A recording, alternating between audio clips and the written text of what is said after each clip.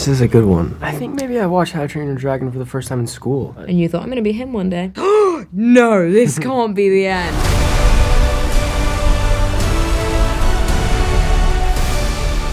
So Nico, this is Aryan from Golden Screen Cinemas, Malaysia. I'll just give you a short backstory of my experience with How to Train Your Dragon. My dad brought me from school over to the cinemas and I was 8 years old. It was my first 3D movie ever.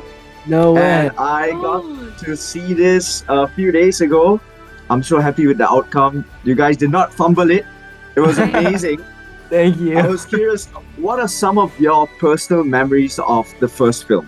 I can't even recall when I saw the first film because I was so young. I've seen it so many times and that movie means so much to me, and getting to be in this world and bring it to life to a new level, it's such an honor.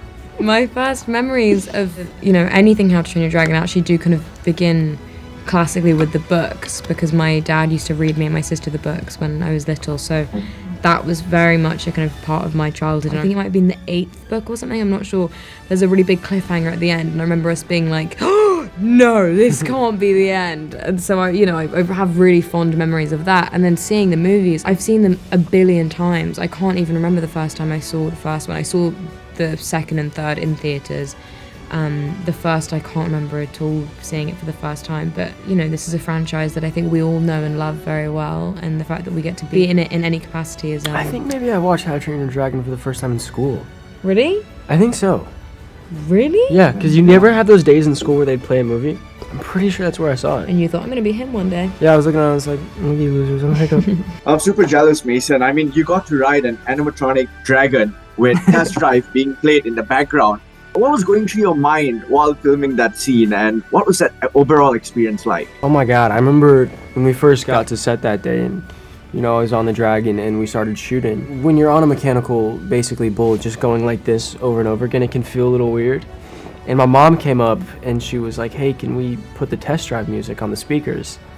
And they were like, okay, sure, let's try it. The music went on and I started going, and immediately I felt this energy and the magic that Test Drive itself creates, and doing that and hearing the music and riding the dragon in my head was awesome. Nico, you've mentioned that stunts aren't exactly your strongest suit, but was there one stunt that you were particularly proud of pulling off in this film?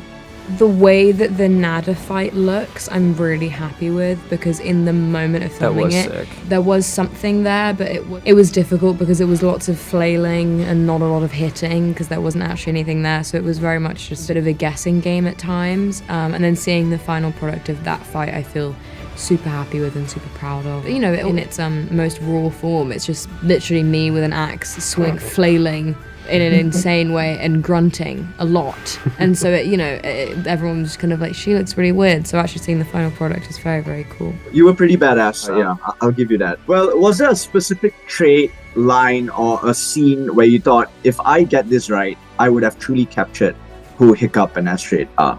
This is a good one. I feel like, to me, the scene on the cliff, just because it was our chemistry read and that's where it kind of all started, and it was the reason we got the jobs. That, for me, was the most special scene for Hiccup and Astrid. I think from saying, bet he's really frightened now, what are you going to do about it? That's like some of my favorite bits. It just feels very like tension building in a way for their relationship, and also just for like the rest of the movie, of what the movie will then become. And I just remember filming that and being like, this feels like a big deal, not only just for the movie, but also for us, because that's, how we got the job, but also just for all of it. It felt like a huge deal, and so to get to see that on a big screen is very, very cool. Well, Mason, Nico, my time's up. Thank you so much for that answer. You have made 8-year-old Aryan very happy. Thank you guys. Thank you so for much. coming, man.